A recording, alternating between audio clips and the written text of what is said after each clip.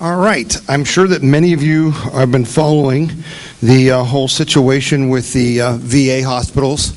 And, this is going to become a very big issue. It's already a big issue. And so I thought it was appropriate that we have Concerned Veterans for America here with us tonight, because they are the ones who are really working on this issue. Some of you are familiar with Concerned Veterans for America. Some of you have not met them yet. This is the first time we've had Jeremiah with us, to talk about, their group and what they're doing. And, I'm just very excited. This is kind of a new group on the scene for us here in Ohio. And I've, as soon as they started up in Ohio, they reached out with me. I think Jeremiah, you and Lee and I got together, the state director, and talked a little bit about their organization and how they would feel towards the Tea Party and how our, beliefs aligned. I don't know of a group out there that aligns better with us, in our beliefs and our values and our goals. So it's really come into focus now with this VA hospital situation. And Jeremiah Martin is here. He's the Northeast Ohio coordinator for Concerned Veterans for America. And they've got a plan. And it's an important plan. And there's something we can do, that we are going to do to help push to get this VA thing cleaned up. And so give a warm welcome to Jeremiah Martin from Concerned Veterans for America.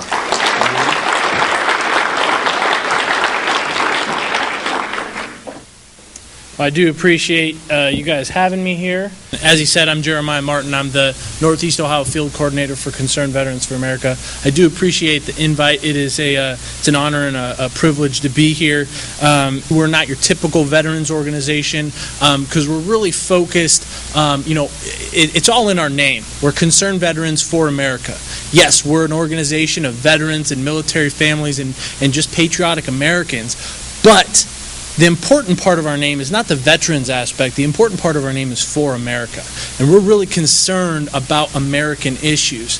Now, whether that's our national debt, whether that's outrageous spending, whether that's Department of Defense reform at the VA, all these different issues, veterans and not specific veterans issues alike, we're really focused on, activating veterans towards a common goal of liberty and prosperity. We are focusing on reform at the Department of Veterans Affairs and issues there, and that's what we're going to talk specifically about tonight. You can hardly turn on your television or look at a news feed recently without hearing of some sort of mismanagement or malfeasance at the VA. The most prominent and probably most blatant issue that we've seen recently is the scandal at the Phoenix VA facility. And so we're going to talk a little bit about that tonight and kind of the broader scope of systemic issues at the Department of Veterans Affairs. For too long, veterans of all generations and their families have been underserved, overburdened, and flat out ignored by an unaccountable bureaucracy. Veterans submit claims for battlefield injuries and then wait years. Veterans seek basic medical diagnosis and then wait weeks or even months. And in the most tragic cases, veterans are given substandard care and lose their lives in VA facilities. Families, along with their veterans, share the burden of these bureaucratic failures. What is most infuriating, at least for me, is that the executives and managers responsible for these delays and responsible for these deaths have not been fired. Instead, and this is outrageous, it would be almost comical if it wasn't so deadly serious. But outrageously, they've actually been given performance bonuses. In short, there is no accountability at the VA. Second, when congressional committees and advocacy organizations seek answers, the VA stonewalls them. They stonewall those investigations, or they simply refuse to answer those questions. And when veterans seek other avenues of care, realistically, there's not any other option. So finally, there is no flexibility at the VA. And so those are just a quick summary of some of the issues at the VA. And let's be clear, first and foremost, the problem is not a shortage of resources. In fact, VA funding has increased over 60% since 2009, from $98 billion to over $153 billion. And Congress has funded nearly every department priority over that time frame. Basically, whenever the VA asks for money, it's given to them. We've got this issue over here. Let's throw some money at it. We need to accomplish this over here. Let's throw some money at it. However, we believe that at the VA and the Congress that funds them, that they should not make any new promises until they simply keep the promises that they have already made. One of the most blatant and outrageous news stories of recent weeks and months is the stories coming out of the Phoenix VA facilities. Most people don't realize that it's not just Phoenix. They want accountability at the Phoenix VA facility. They want people there to be fired. But it's not just Phoenix. There are systemic and cultural issues within the VA system that prevents there from being any real change, from being any real reform. And so we're going to almost use Phoenix as a case study and talk about some other stories that you may have not heard of that, while maybe less in scope, are equally as outrageous and equally as unacceptable. Within the VA system, they have a standard of 14 days. Their standard is 14 days for appointments. And so they, at the Phoenix facility, they were so behind, they were so backlogged that every week they could only do a certain amount of appointments, and everyone else just added to the backlog, and say they weren't even close, nowhere near the 14-day standard. So what they did is they kept two separate lists. They kept a public list, this is our performance, these are our wait times, and they had a secret list on the side that had all the veterans that were waiting for care. So if I called in advance and I said I need an appointment, but it took maybe a month, maybe 2 months, whatever the case may be, to get an appointment, they would keep me on the secret list until I got to the point where I was within 2 weeks of my appointment date. They'd call me up and say, here's your appointment date, and then it looks like I got care within 2 weeks of when I asked for it.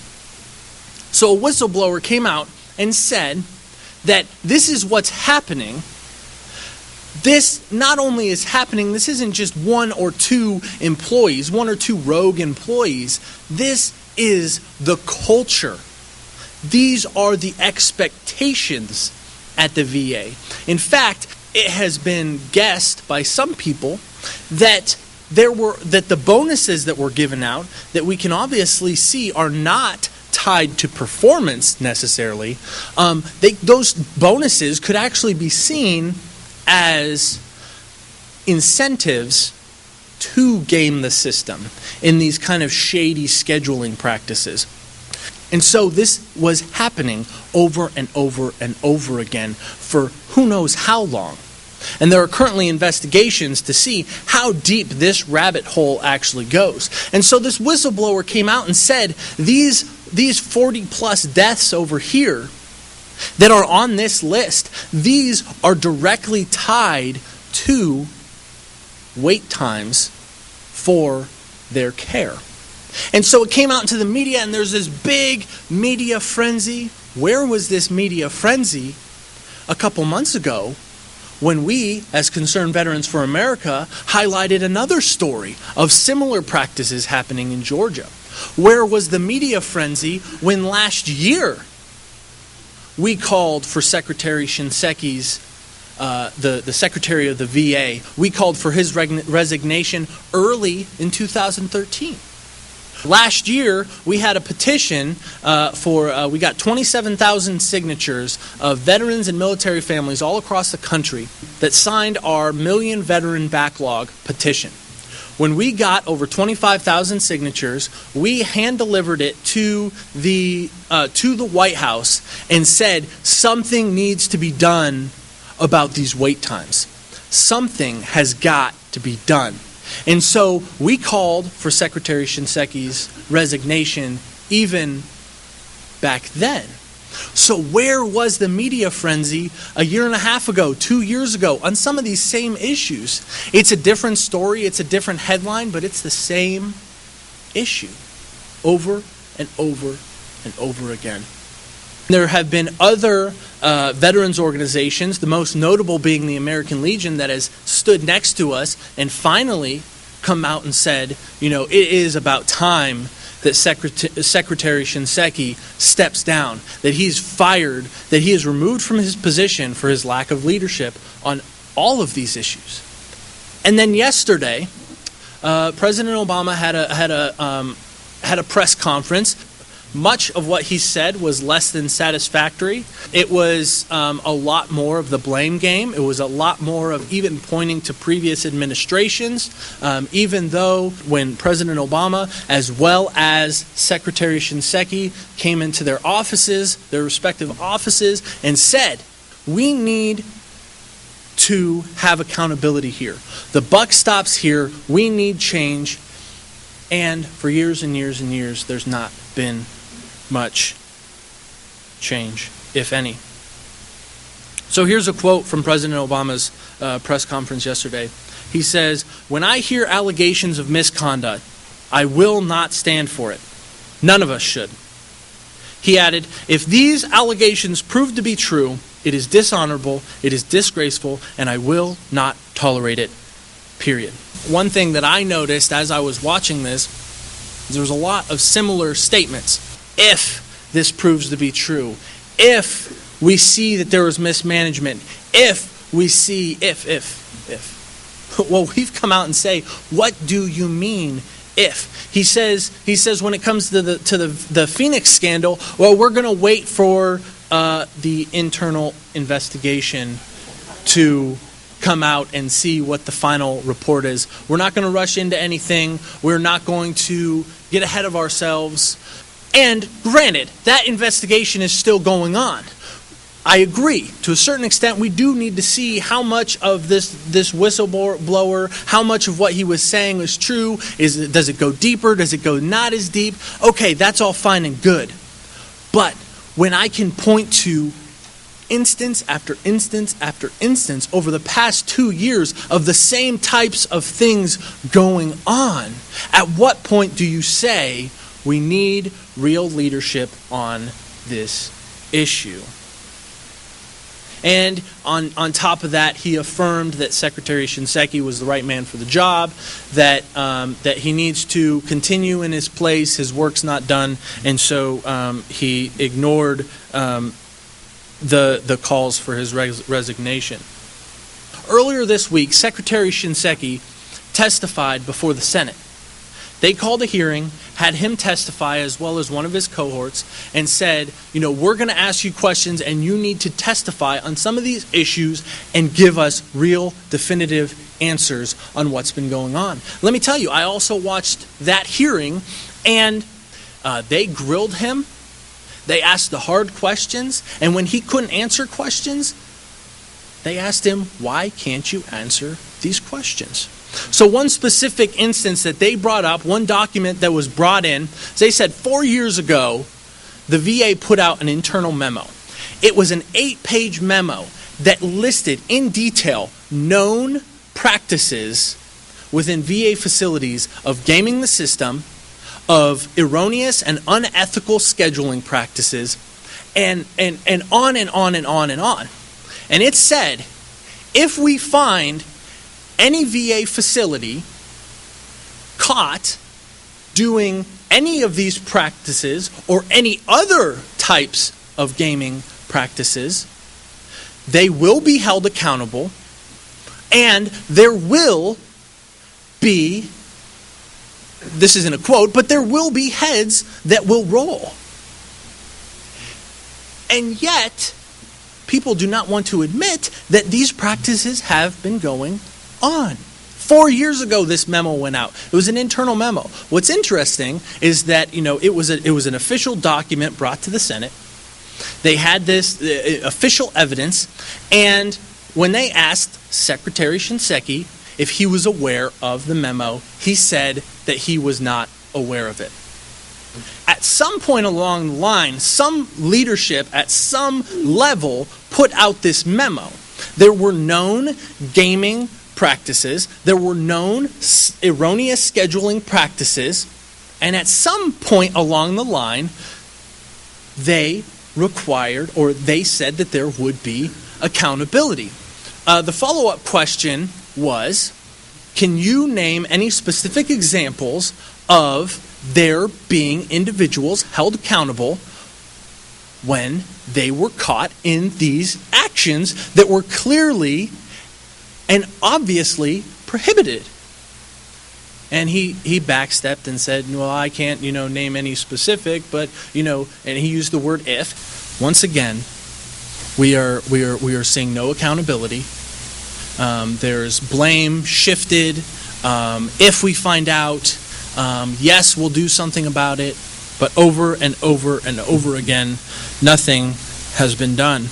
The Department of Veterans Affairs Inspector General's office said late Tuesday that now there are 26 different facilities across the country that are now being investigated over allegations of manipulated waiting times and other issues. Once again, I go back to the fact this is not just Phoenix. This is not just localized. This is not just one chain of command or one set of leadership. 26 facilities are now under investigation for the same types of things as Phoenix. Now, and I can name you other instances. In California, there was a facility that destroyed 13,000 records because they had an appointment backlog, and they were, all their veterans were waiting, and, there was pressure being put on them. And so they just decided, well, we'll just wipe out all the appointments. We'll just start from scratch. We'll just delete all the records. Hey, we're at zero. Look at us. We're doing great. Same sort of gaming practices we saw in Colorado, specific instances over the past couple weeks that have come out. In Georgia, very similar instance to what happened in Phoenix happened. In that case, there wasn't as much media frenzy because it was there was only 3 veterans' deaths.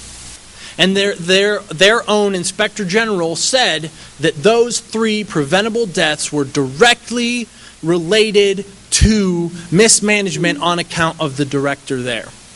And so, as often happens in government, when there's a scandal, there's an issue, that director stepped down. And you might think, oh, that's a slap on the wrist, but at least something's happening. Well, not too long ago, it came out in the news that that individual who had resigned was still on the VA payroll making $278,000. I don't know about you, but that doesn't seem like much of a slap on the wrist. That sounds like an early retirement. But once again, no accountability. Even in Phoenix, the director there, we saw it on the video, directors there, leadership there, even while under investigation, got bonuses. The leadership there was moved from another VA facility for other types of unethical practices. And so what happens is we have this culture of just shifting the problem rather than dealing with the problem. There's no accountability. If you get fired, it's an early retirement. If you get moved, it's simply to a very similar situation elsewhere. So going back to President Obama's press conference yesterday, he then followed up with a list of what he claimed are his administration's accomplishments in taking care of veterans and their families. Now, he named several things, but one of the things that he mentioned was the disability claims backlog. If you're not familiar, for as long as anyone can remember, there has been a backlog of claims, disability claims, and it's only gotten worse with veterans from Iraq and Afghanistan coming back and having disability claims and of different sorts. And it's only been increasing and increasing and increasing, in part because of our organization pushing for these issues to come out front. And in so doing, ours and other organizations that have brought these out to the light, and pressure from ours as well as other organizations, that backlog has started to come down. And so what he said is that we have slashed the backlog in half. Now, in his defense, that statement is 100% accurate. At the beginning of 2013, there was 900,000 claims, disability claims, that were pending in the system. Now at the VA, the goal is to get those completely adjudicated in under 125 days. Anything over 125 days is considered backlogged. So at the beginning of 2013, we had 900,000 total claims, and 600,000 of those had been waiting over 125 days, with some reaching a year without ever even having an initial contact. Now, fast forward to today, you have 900,000 and 600,000. What we have today is less than 600,000 total claims and less than 300,000 backlogged claims. So the backlog has went from over 600,000 to less than 300,000. It has indeed been slashed in half. Now, Shinseki, President Obama, other leadership, other news outlets will praise the VA and praise themselves, pat themselves on the back, and say, look at what we have accomplished, but they're only looking at half the picture. The other half of the picture is that while the claims backlog has been on a steady decrease, the appeals backlog has increased almost every single week for the past 2 years.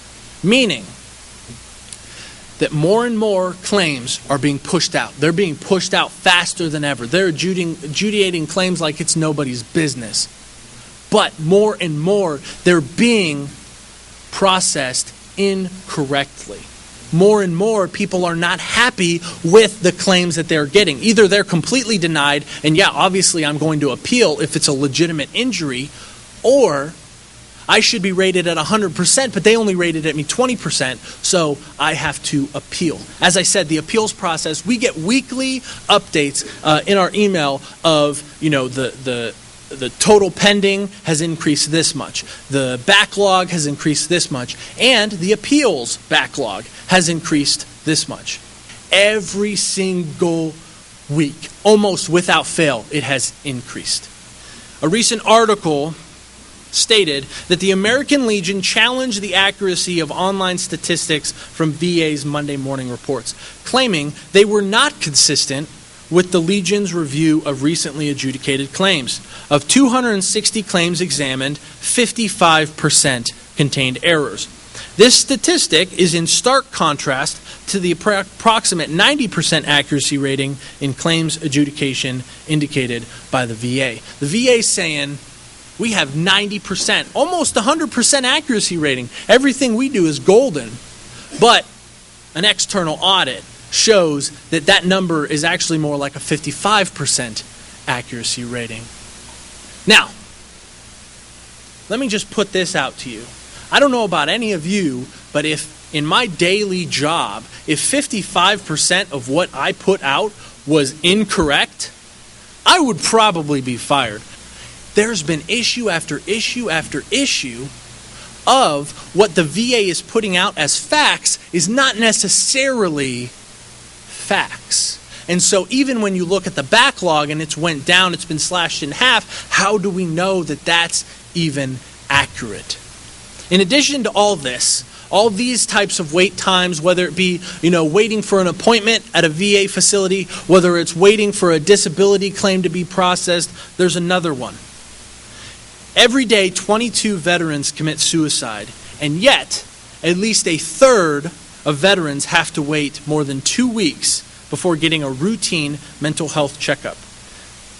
You see, for many veterans, these decisions, whether it's a disability claim, whether it's an appointment, whatever the case may be, these decisions that are made by some unelected, unfireable bureaucrat are literally, at times, life and death decisions.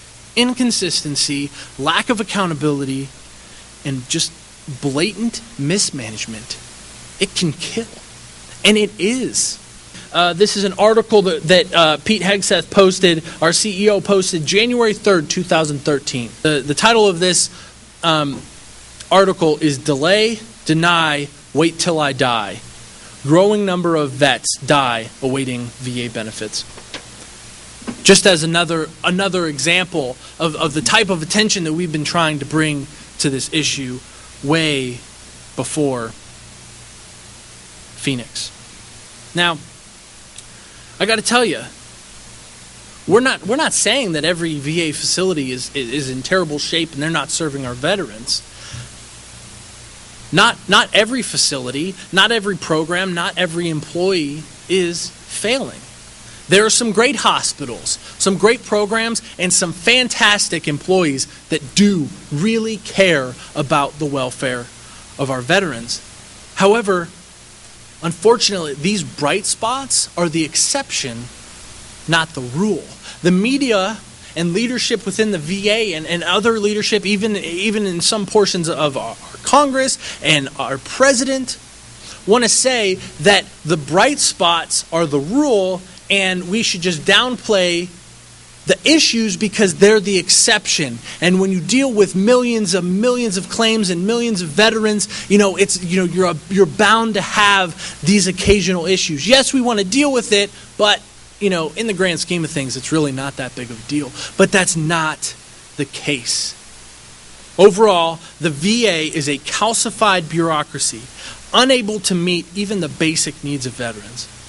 And the VA responds, we've already touched on this a little bit, but the VA responds to criticism by denying the problems, by stonewalling inquiries, and finding quick fixes to distract the media and other watchdog organizations.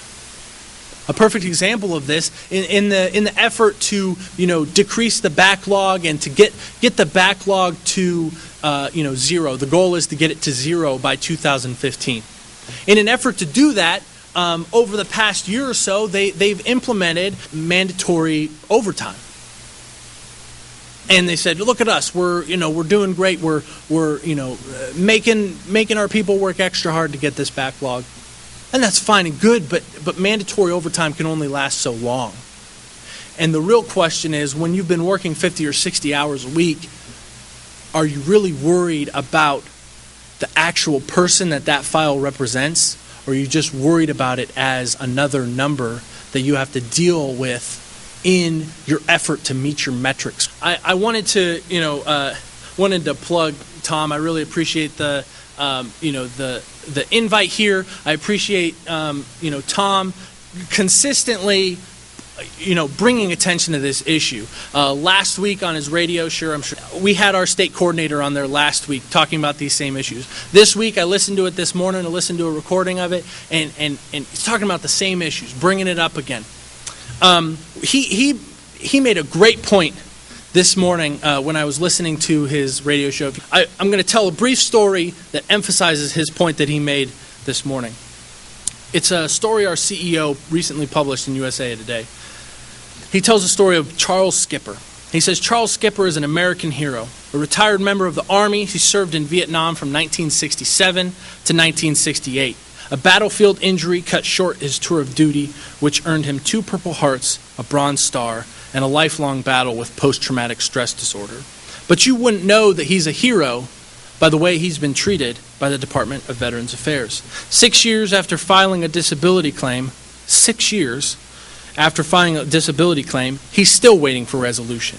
Those years have been filled with paperwork, unfulfilled promises, and a bureaucratic mess. Skipper's experience is not unique. Many veterans have suffered at the hands of the VA, where the federal government is both the middleman and the manager of their care. Now he has a warning for America. If you really want to know what Obamacare is going to look like, just look at the VA system. Now, and this is a point that Tom brought up on his radio show. So real quick, I want to talk about what we can do about the issue. Back in January, there was a bill introduced in the House of Representatives, House Resolution 4031, the VA Management Accountability Act. It does something revolutionary in government. It allows someone to be fired. And that's all it does. It's a real simple bill. I think it's about 3 pages. You can read through it in a couple minutes. But it adds in code under the Department of Veterans Affairs that gives higher level executives the power to fire poorly performing managers. That bill went to vote yesterday, and the vote was 390 to 33.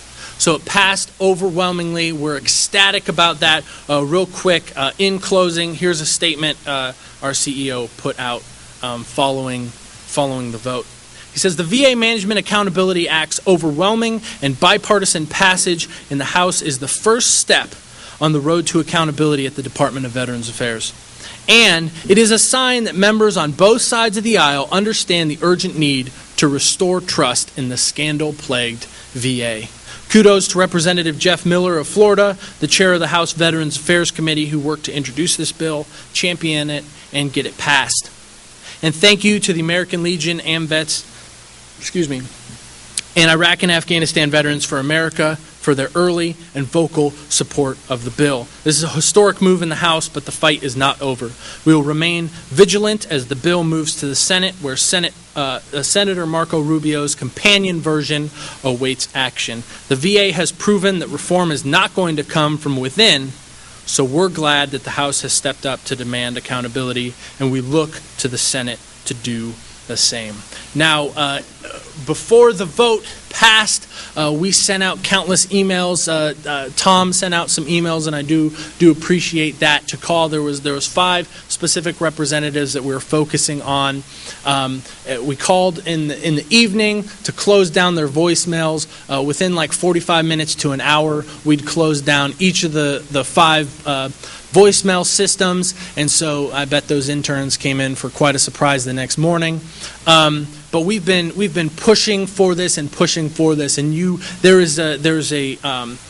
a correlation between our days of action and the next few days when co-sponsors just kept on adding to the bill. So when the bill passed, there was 151 co-sponsors. Now we're focusing on the Senate.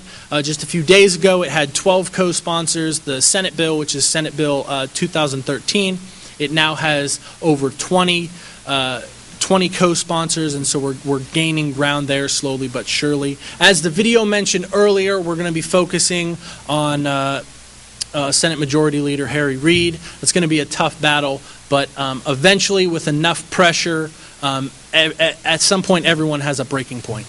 That is what we're about. There's got to come a point. Tom has emphasized this for a while. There's got to come a point where we, as the people, put so much pressure on our elected officials that it really doesn't matter what side of the aisle they're on. Everyone's got a breaking point, and we have got to make the easy thing to do the right thing to do. For so long, the path of least resistance has been the wrong thing to do.